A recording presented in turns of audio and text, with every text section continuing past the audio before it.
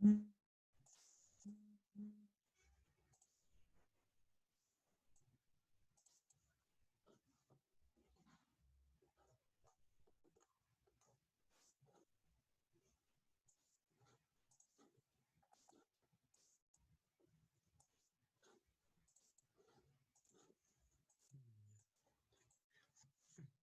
oportunidad vamos a hacer un repaso para la asesoría, para la práctica número 2 del curso de Fundamentos de Cálculo. En esta oportunidad me voy a basar en lo que son funciones y vamos a ver qué es una función, vamos a ver también cómo la vamos a reconocer, las operaciones que son con funciones, las transformaciones a las gráficas de las funciones, algunas gráficas de funciones básicas. Y bueno, más que todo me enfoco en esto porque es la mayoría de lo que viene en la práctica 2. Viene una pregunta de lo que es inecuaciones, lo cual ya lo hemos practicado anteriormente. Bien, entonces vamos a comenzar. Vamos a empezar con esto que se muestra a continuación, que dice funciones y cómo la vamos a reconocer. Bueno, las funciones las vamos a reconocer como un conjunto de entrada. Este va a ser mi conjunto de entrada del lado izquierdo, este es mi conjunto de entrada. Y también va a tener un conjunto de salida. ¿Qué pasa con las funciones? Es decir, que a cada conjunto de entrada le corresponde un único conjunto de salida. Eso es la forma de reconocer las funciones. Es decir, no podríamos tener este caso. Si tenemos este caso, es que no estamos hablando de una función. Bueno, esa es la primera parte. Pero queremos saber también cómo la vamos a reconocer gráficamente. Porque no nos va a venir así en una pregunta, sino nos va a venir de la forma gráfica. Gráficamente lo que se hace para reconocer funciones es trazar rectas paralelas al eje Y. Es decir, una recta así, por ejemplo, que son paralelas. ¿Y qué tiene que cumplir esta recta? Esta recta tiene que cumplir que solo va a cortar en un punto a la función que se muestra, ¿no? A la curva, al trazo que se muestra. Supongamos que trazamos ahora por acá, ahora por acá, podemos trazar infinitas rectas y solo va a cortar en un punto, ¿no? Pero ¿qué pasa si tenemos el caso de la derecha? En el caso de la derecha, si vamos a trazar una recta, vamos a encontrar que tiene 2 puntos, que va a cortar a la gráfica en 2 puntos, lo cual no debería pasar para reconocer una función. Entonces, recapitulando, ¿cómo vamos a reconocer funciones? Bueno, si tenemos una gráfica, le vamos a trazar rectas paralelas al eje Y, que son estas, y esas rectas deben cumplir que solo cortan en un punto a la función. Pero, si trazamos rectas paralelas al eje y cortan en 2 puntos, como se ve acá, podemos trazar ahora por acá, si cortan en 2 puntos, encontramos que no es una función. Muy bien. Entonces, ya sabemos cómo reconocer gráficamente una función y también de forma cuando nos ven como conjunto. Vamos a los tipos de funciones.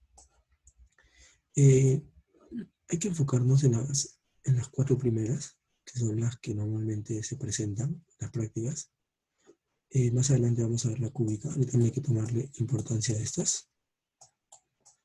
Pero vamos a recordar, ¿qué es una función constante? Bueno, una función constante es una recta horizontal. Me dice que la regla de correspondencia es f de x igual a a, donde a es una constante, es decir, a, en este caso me parece que es 4.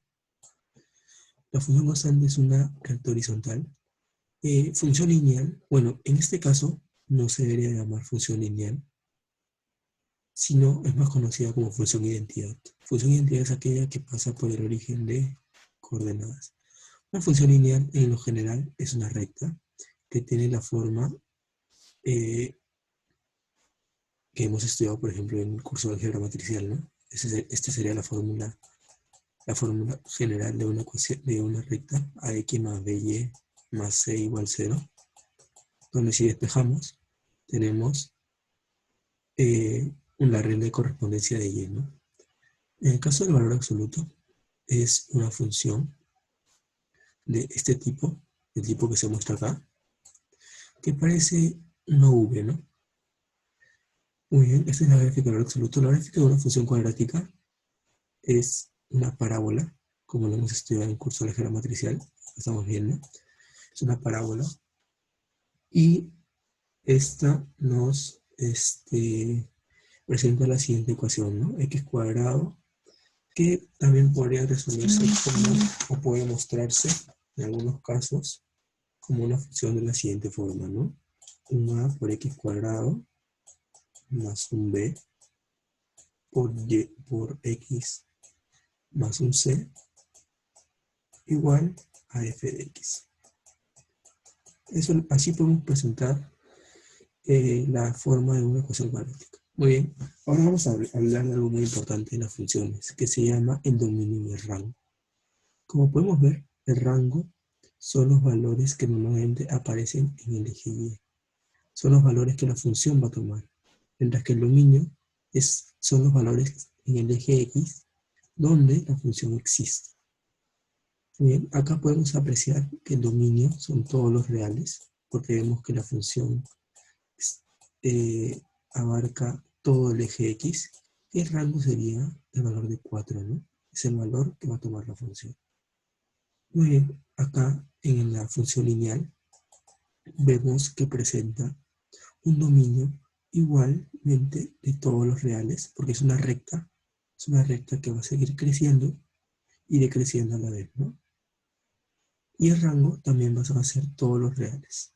En este tipo, por decirlo. No siempre va a ser así. En este tipo. Igual, acá en el tipo de valor absoluto, presentamos que el dominio son todos los reales. Vamos a ver en nuestro eje X. Nos tenemos que fijar en el eje X. Vemos que va a abarcar todo el eje X. Sin embargo, el rango ya no va a ser todos los reales. Vemos que acá hay un punto. El punto más bajo de la función. Entonces nuestro rango va a abarcar desde el punto 0 hasta el más infinito. Hasta el más infinito. Muy bien, entonces ya va empezando a cambiar las reglas de correspondencia. Ahora, en la función cuadrática también vemos que su dominio, en este caso, va a abarcar todos los reales.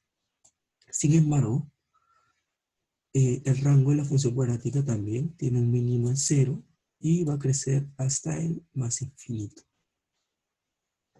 Bueno, esos dominio y rango de, de las funciones, ojo, que estamos viendo casos particulares, no son casos generales, pero vamos a tener una idea de cómo calcular más adelante esto. Ahora vamos a ver las transformaciones que se le hacen a las funciones, es decir, vamos a enfocarnos primero en este enunciado. ¿Qué nos dice? Si f de x, una función f mayúscula de x es igual a una función más una constante c, ¿qué nos indica esto? Nos indica que la gráfica se nos va a desplazar verticalmente. Se moverá hacia arriba si c es mayor que 0 y se moverá hacia abajo si c es menor que 0. Acá lo podemos apreciar. Verifiquemos la gráfica de f de x. ¿Qué pasa cuando a f de x yo le sumo 2 unidades? El punto de inicio de f de x está en el eje de las coordenadas, ¿no?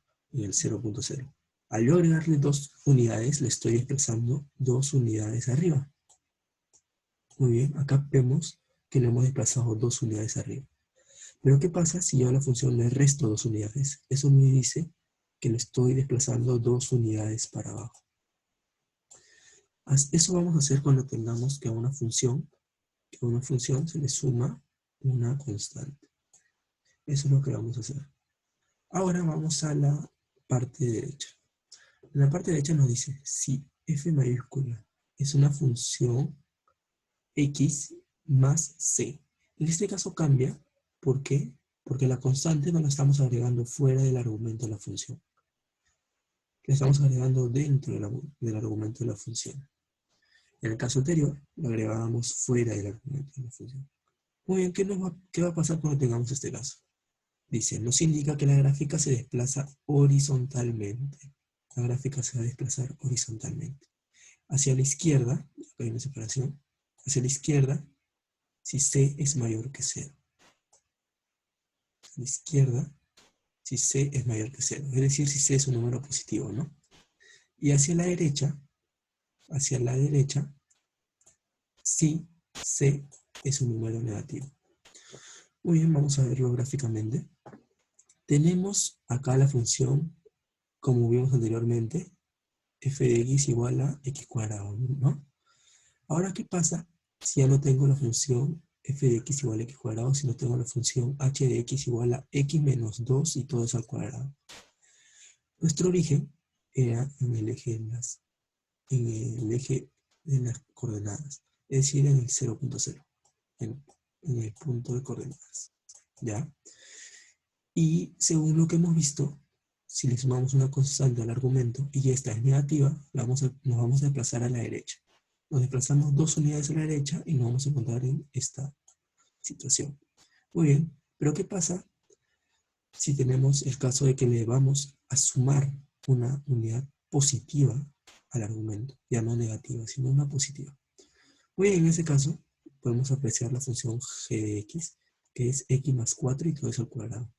Acá nos vamos a desplazar 4 unidades a la izquierda, 4 unidades a la izquierda, y nuestra función va a tener esta forma. Esos son los desplazamientos que nosotros vamos a hacer cuando tengamos, en este caso, que le agregamos un número al argumento. Muy bien, recapitulando, hemos visto desplazamientos horizontales y desplazamientos verticales. Los desplazamientos verticales dependerán si la constante que se le agrega a la función, ojo, que se le agrega a la función, es positiva o negativa. Si es positiva, nos vamos a mover hacia arriba. Si es negativa, nos vamos a mover hacia abajo.